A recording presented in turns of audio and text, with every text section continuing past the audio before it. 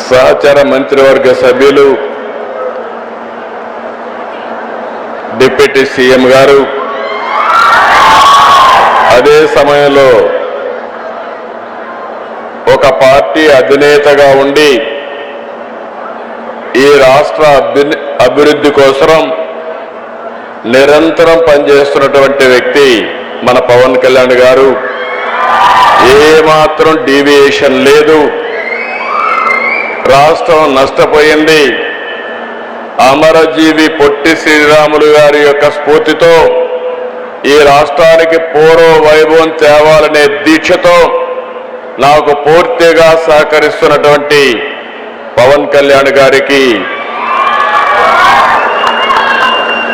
అదే మరి బీజేపీ రాష్ట్ర అధ్యక్షులు గౌరవనీయులు మొన్నే రాష్ట్రం అంతా తిరిగి అన్ని జిల్లాల్లో వాజ్పేయి గారి విగ్రహాలు పెట్టారు. మొన్నే ఇక్కడ కూడా 15 అడుగుల విగ్రహాన్ని ఏర్పాటు చేయించినటువంటి వ్యక్తి మాధవ్ గారు. గౌరవనీయులు ఈ ప్రాజెక్టు రావడానికి గట్టిగా కృషి చేసినటువంటి నారా లోకేష్ గారు, కేంద్ర మంత్రి పెమ్మసాని గారు, గౌరవ శాసనసభ్యులు శ్రావణ్ కుమార్ గారు, సహచర మంత్రివర్గ సభ్యులు నాదెళ్ల మనోహర్ గారు, కందుల దుర్గేశం గారు, సబిత గారు, నారాయణ గారు, టీజీ భరత్ గారు, అదే సమయంలో గౌరవ శాసనసభ్యులు రాజగోపాల్ శ్రీరామ్ గారు, వారి అన్నింటికంటే ముఖ్యంగా నేను చాలా మందిని చూశాను, కానీ ఇటీవల కాలంలో పట్టుదలకు మారుపేరుగా ఈ ప్రాజెక్టు చేపట్టినప్పటి నుంచి ఇప్పటి వరకు ఇక్కడనే క్యాంప్ ఆఫీసు పెట్టుకొని కుటుంబ సమేతంగా పనిచేసినటువంటి దోండి రాకేష్ గారు, నేను Arya Vysya welfare and development corporation చైర్మన్గా చేస్తే దానికి నిజమైన సార్థకత ఇచ్చారు అలాంటి రాకేష్ని. అదే మరి కుటుంబ సభ్యులైనటువంటి గౌరవనీయులు తంగుడు రేవతి గారు, grand daughter of Potti Sriramulu గారు, శ్రీమతి దేవకి అనురాధ ప్రభాకర్ గారు, మనవరాలైనటువంటి వ్యక్తి, అదే మరి జిల్లా కలెక్టర్ గారు, గౌరవ శాసనసభ్యులు బివిఎన్ రావు గారు, ఇలాంటి చాలా మంది మిమ్మల్ని చూస్తే నేను ఎప్పుడూ చెప్తా ఉంటాను, స్ఫూర్తికి మారు పేరు త్యాగాలు. ఏదైనా దానం చేయాలంటే మొట్టమొదటి దానాలు చేసే కమ్యూనిటీ ఆర్యవైశ్య సంఘం. ఆ స్ఫూర్తిని నిలబెట్టుకున్నటువంటి దాతలందరికీ ఈరోజు పొట్టి శ్రీరాములు గారంటే ఒకే కులం వ్యక్తి కాదు, అందరి వాడనే ఉద్దేశంతో ప్రతి ఒక్కరూ ముందుకొచ్చి ఈ విగ్రహం కోసం కృషి చేశారు. కృషి చేసిన ప్రతి ఒక్కరికి మనస్ఫూర్తిగా నమస్కారాలు, అభినందనలు, శుభాభినందనలు. ఈరోజు ఒక చరిత్ర. ఆ చరిత్ర ఈరోజు మనం ఒకసారి చూస్తే మొట్టమొదటిసారిగా ఆంధ్ర రాష్ట్ర సాధకులు అమరజీవి పొట్టి శ్రీరాములు గారి జయంతి సందర్భంగా నివాళులర్పిస్తూ సభను ప్రారంభించుకుందాం. మీ అందరి ఉత్సాహం చూసా, వచ్చినప్పటి నుంచి ఇప్పటికి కూడా ఎంత ఉత్సాహంగా ఉన్నారంటే మీ పట్టుదల చూస్తే నాకు చాలా ఆనందంగా ఉంది. అలాంటి మీ అందరికీ నమస్కారాలు. ఈరోజు విగ్రహం చూశాం, 58 అడుగులు, 58 రోజులు, ఇంకొక 48 అడుగులు ఎత్తు పెట్టారు, అంటే 106 అడుగుల ఎత్తు. దాని పైన ఎక్కి చూస్తే మొత్తం రాజధాని అంతా కనపడుస్తూ ఉంది. నాకు మళ్ళీ ఒక ఆలోచన వచ్చింది, ఇప్పుడు పైనెక్కి చూస్తేనే ఇంత బాగా కనపడుస్తుంది, రేపు రాజధాని పూర్తయితే ఎంత బాగుంటుందో అనే ఆలోచన రేకెత్తించే విధంగా ఆ హైట్ పెట్టారు. ఇంకొక పక్కన 125వ జయంతి, అరుదైన అనుభవం. నేను ఒకటే ఇప్పుడే మిత్రులందరూ చెప్పారు, లోకేష్ గారు కూడా దానికి ముందుకు వచ్చి అప్పుడు చేశారు. ఏ పేరు పెడితే బాగుంటుందని ఆలోచించినప్పుడు అందరూ కలిసి ఏకగ్రీవంగా నిర్ణయించిన పేరు statue of sacrifice. Statue of Liberty ఉంది, స్టాచ్యూ ఆఫ్ యూనిటీ ఉంది, ఆంధ్రప్రదేశ్లో స్టాచ్యూ ఆఫ్ సాక్రిఫైస్ ఉంది. అలాంటిది ఈరోజు మనం చేసుకోవడం. ఈరోజు మీరు చూస్తే 6.5 ఎకరాలు జూలై 14న సరిగ్గా ఏడాది అయింది. అదే మరి ఫౌండేషన్ వేశారు లోకేష్ గారు వచ్చి సెప్టెంబర్ 3. అక్కడి నుంచి మీరు చూస్తే 6 నెలల్లో మొదటి దశ ప్రారంభించాం. 42 టన్నుల కాంస్యం, 26 టన్నుల కాంస్యం, 42 టన్నుల ఐరన్ స్ట్రక్చర్, రాత్రింబగుళ్ళు పనిచేసిన కళాకారులు, వీళ్ళందరికీ మరొక్కసారి అభినందనలు, మనస్ఫూర్తిగా ధన్యవాదాలు. ఈరోజు మనం ఒక్క విషయం గుర్తుపెట్టుకోవాలి, కొత్త జనరేషన్ వచ్చారు. నేను కూడా 1950లో పుట్టాను. తర్వాత 2 ఏళ్లలో పొట్టి శ్రీరాములు గారు త్యాగం చేశారు. ఇప్పుడు వచ్చిన వాళ్ళైతే ఆయన పుస్తకాలు చదువుకొని ఆయన ఏ త్యాగాలు చేశారో మనం నేర్చుకునే పరిస్థితికి వస్తున్నాం. ఆ రోజు మద్రాస్ ఉమ్మడి రాష్ట్రం, ఆంధ్ర రాష్ట్రానికి అనేక సవాళ్లు ఎదుర్కొన్నాం. ఒక మాటలో చెప్పాలంటే మద్రాసు పోతే ఆ రోజు తెలుగు వారికి గుర్తింపు కూడా ఉండేది కాదు. అలాంటి పరిస్థితిలో స్వాతంత్రం కోసం పోరాడినప్పుడు పొట్టి శ్రీరాములు గారు గాంధీజీ నాయకత్వంలో పనిచేయడం, అనేక రకాలైనటువంటి సామాజిక ఉద్యమాల్లో భాగస్వాములయ్యారు. అయితే ఇన్ని సంవత్సరాలుగా మీరు ఇంకొక విషయం గుర్తుపెట్టుకోవాల్సింది, గాంధీజీ మనందరికీ స్వాతంత్రం కోసం పోరాడి సాధిస్తే అహింసా విధానాన్ని ఆ రోజు ఆయన పాటిస్తే పొట్టి శ్రీరాములు గారు ప్రాణత్యాగం చేసి ఆత్మార్పణ చేసి మనకు ఈ రాష్ట్రాన్ని సాధించి పెట్టాడు.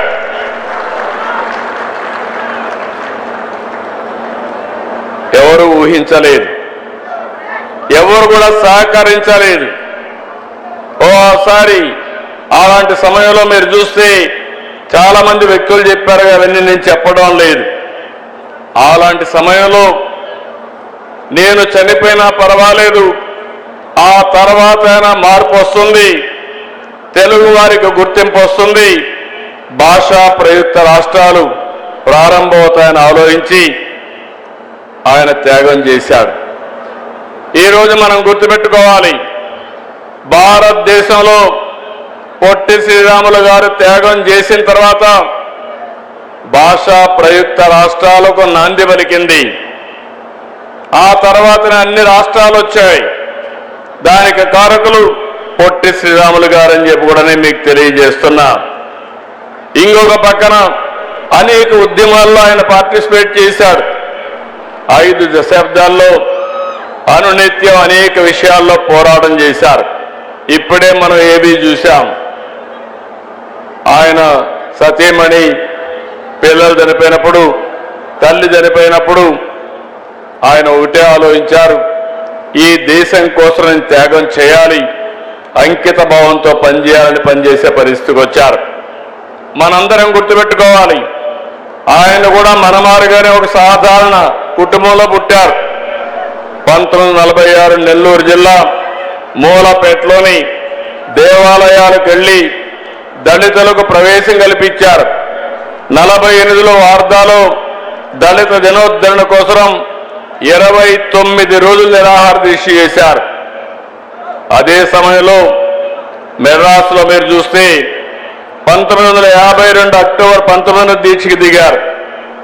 58 రోజుల త్యాగం గురించి అందరూ చెప్పారు. నేను ఎక్కువగా చెప్పక్కర్లేదు.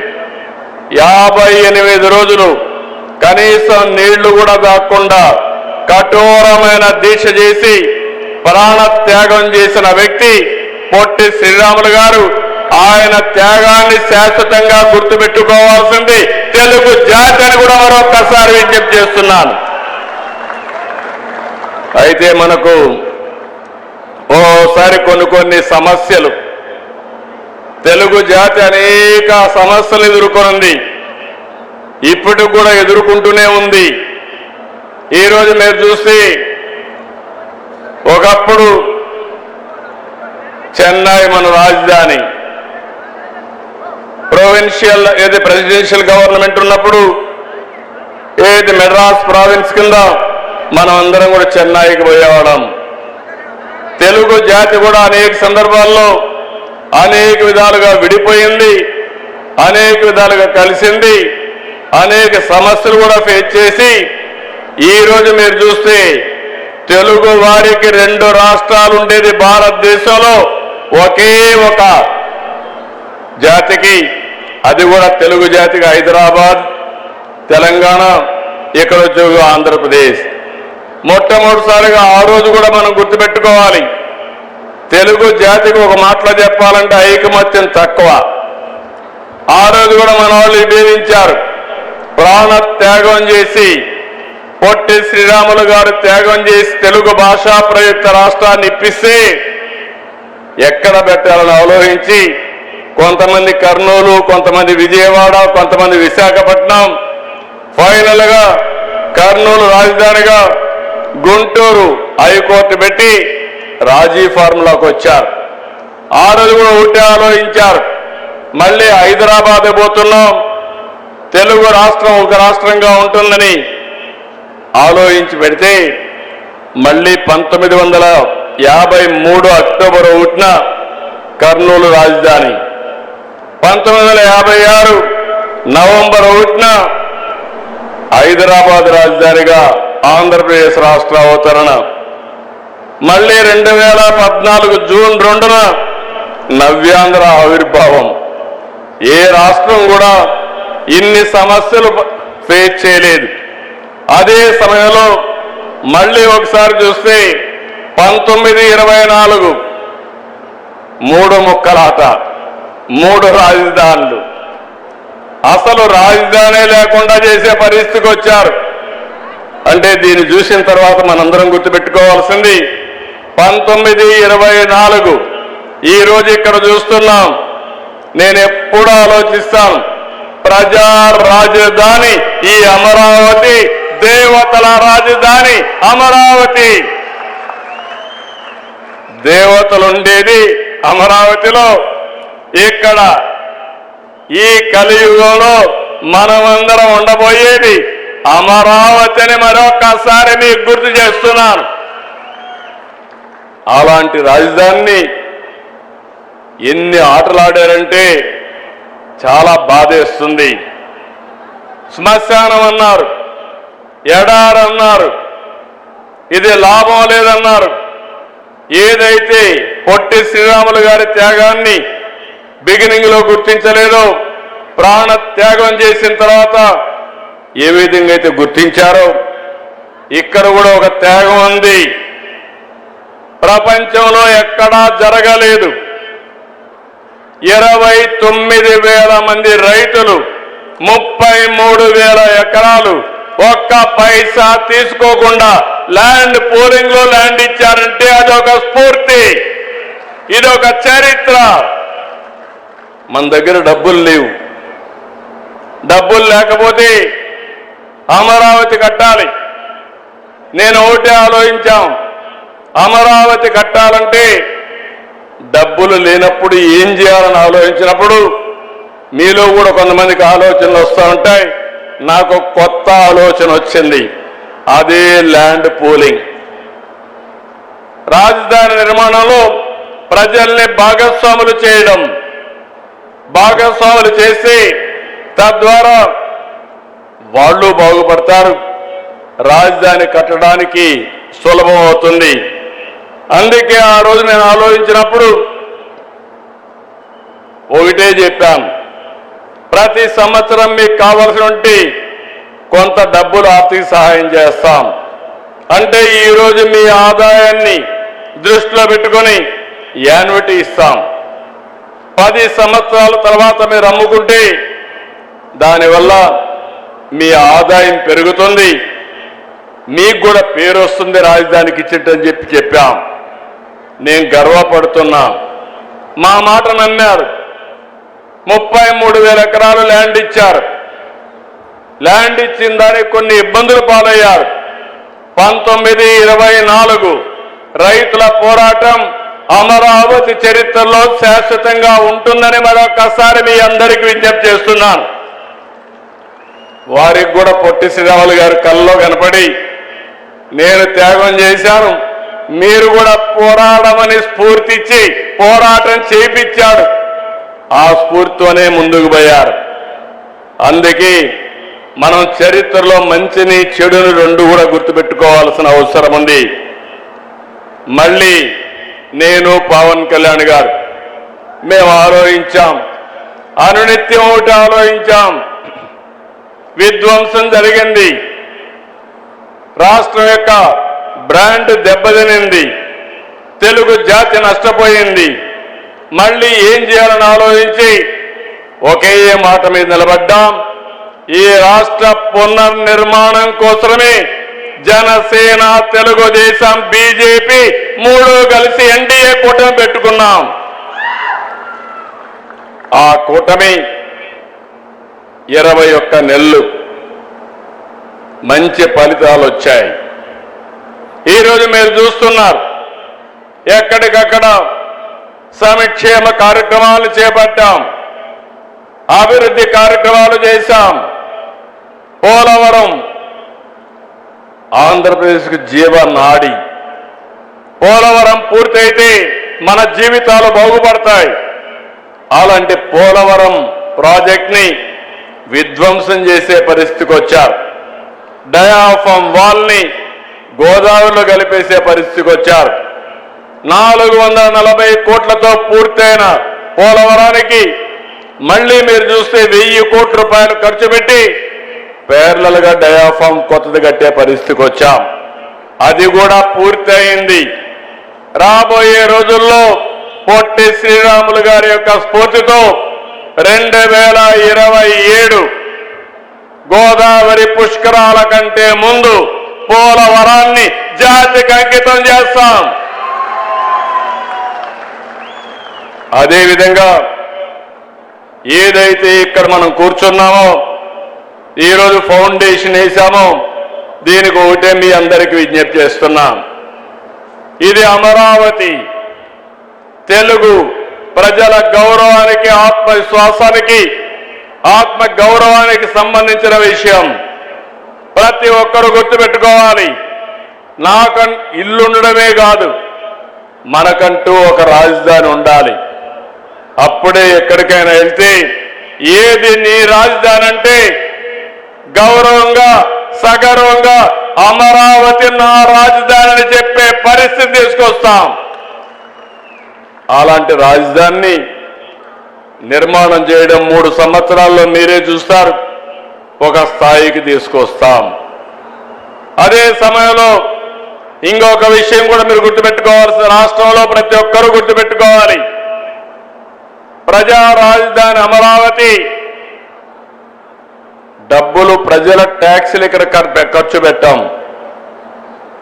ఇది ల్యాండ్ మానిటైజేషన్ ప్రాజెక్ట్. ఇది రైతులిచ్చిన భూమి నుంచి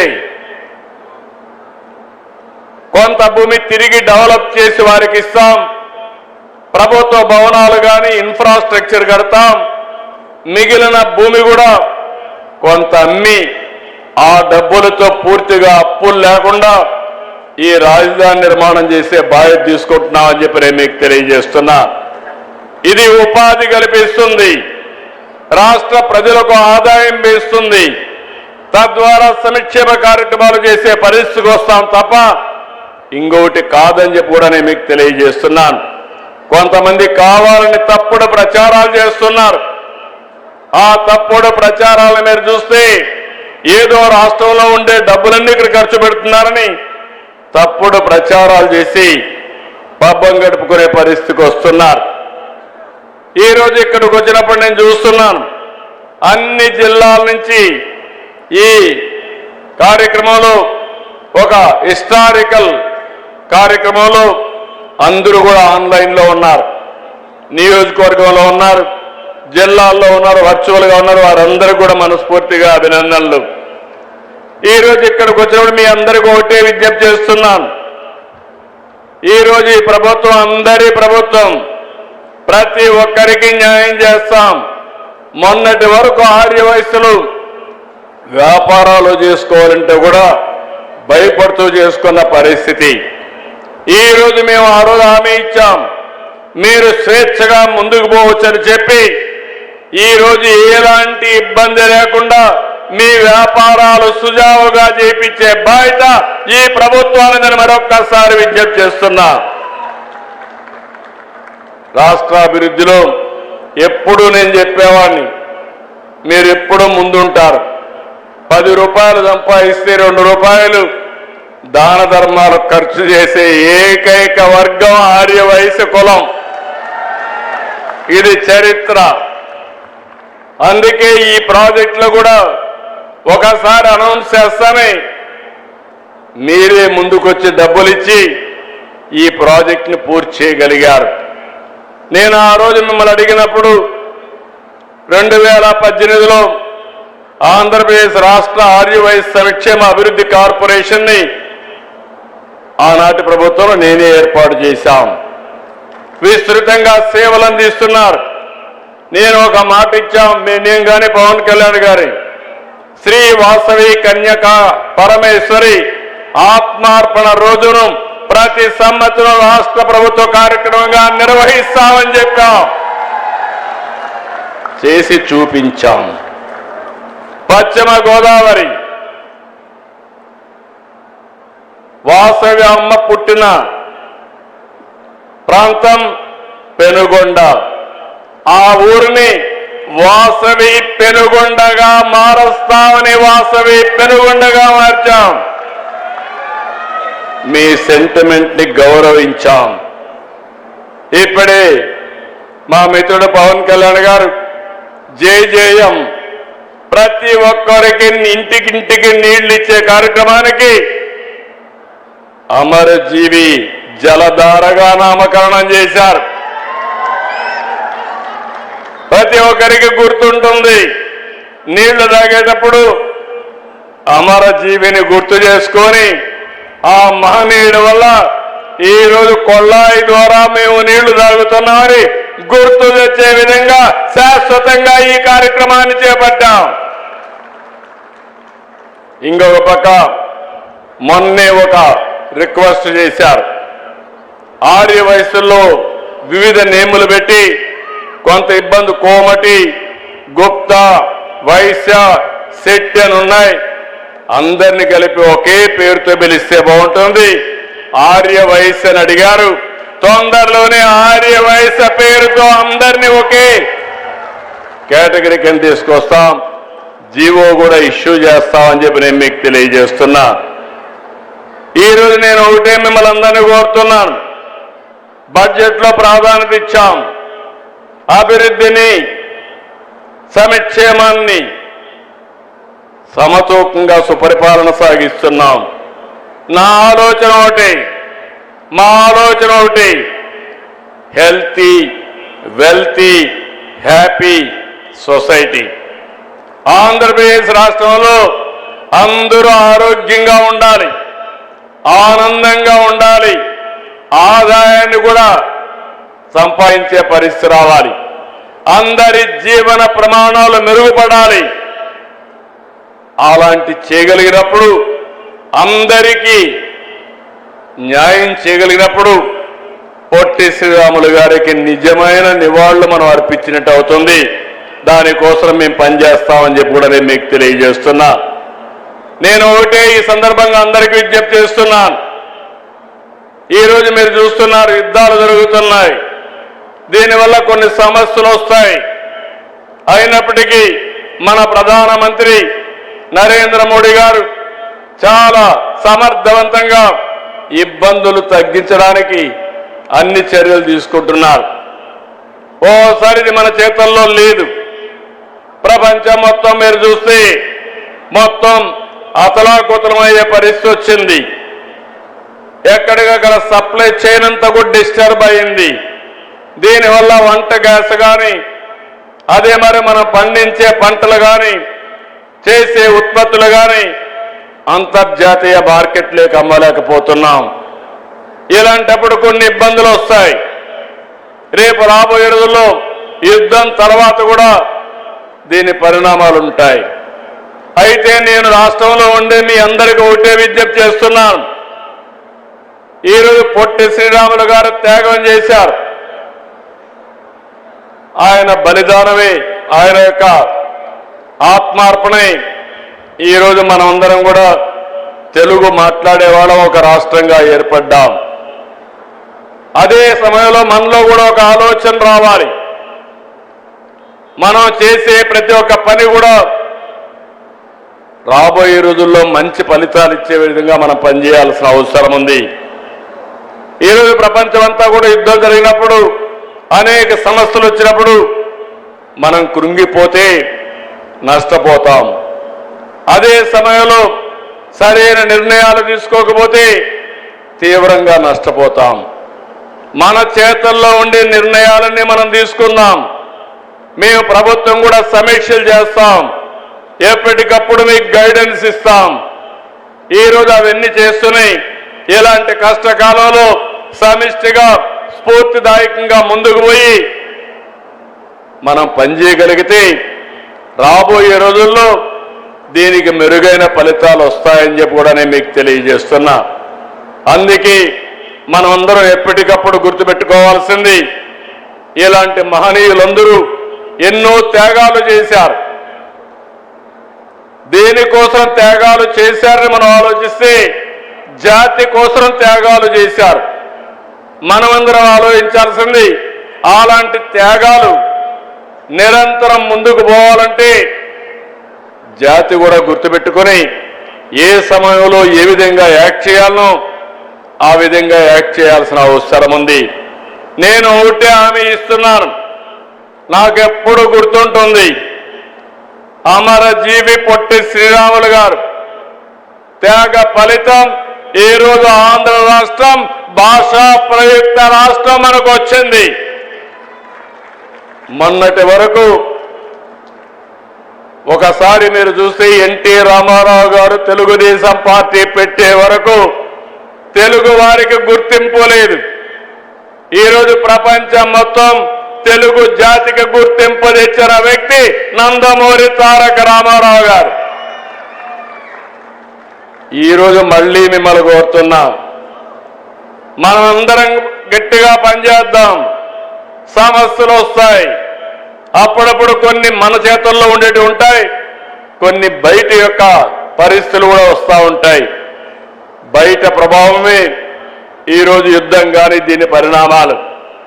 ఇలాంటివి వచ్చినప్పుడు సమర్థవంతంగా ఎదుర్కోగలిగితే భవిష్యత్తు బాగుంటుంది. అందుకే నేను పిలిపిస్తున్నా, నా ఆలోచన ఒకటి, మా మిత్రుడు పవన్ కళ్యాణ్ గారి అదే మరిగా మన ప్రధానమంత్రి నరేంద్ర మోడీ గారు ఆయన ఒకటే ఆలోచిస్తున్నారు, వికసిత్ భారత్ 2047 భారతదేశం ప్రపంచంలోనే నెంబర్ 1 దేశంగా ఉండాలనేది ప్రధానమంత్రి యొక్క ఆలోచన. మా ఆలోచన భారతదేశాన్ని మొదటిగా స్థానం నిలబెడుతూనే తెలుగు జాతి ఆంధ్రప్రదేశ్ రాష్ట్రం భారతదేశంలోనే నెంబర్ 1 స్టేట్ గా ఉండాలనేది మా ఆకాంక్ష. అప్పుడే మనం పొట్టి శ్రీరాములు గారికి నిజమైన నివాళులు అర్పించిన వాళ్ళు అవుతాం. ఆయన యొక్క వారసత్వానికి సార్థకత వస్తుంది. దీనికి మీరందరూ కూడా కృషి చేయాలని మరొక్కసారి కోరుకుంటూ ఇలాంటి ఒక హిస్టారికల్ సంఘటనలో మన అందరం భాగస్వాములు కావడం ఇది ఒక చరిత్ర. ఆయన చనిపోయినప్పుడు నేను 2 సంవత్సరాలు ఉన్నా, అప్పుడే పుట్టా. పవన్ కళ్యాణ్ గారు అప్పటికి పుట్టుండరు, కానీ చాలా మంది వేదిక పైన పుట్టుండరు. కానీ ఈరోజు ఆయన విగ్రహం పెట్టడంలో, ఆయన స్ఫూర్తిని ముందుకు తీసుకుపోవడంలో మన అందరం భాగస్వాములయ్యాం. ఇది మన పూర్వ జన్మ సుకృతంగా భావిస్తూ మరొక్కసారి మీ అందరికీ పేరు పేరున మనస్ఫూర్తిగా అభినందనలు, ధన్యవాదాలు. గట్టిగా చెప్పండి. అమరజీవి అంటే జోహార్ జోహార్, జోహార్ జోహార్, జోహార్.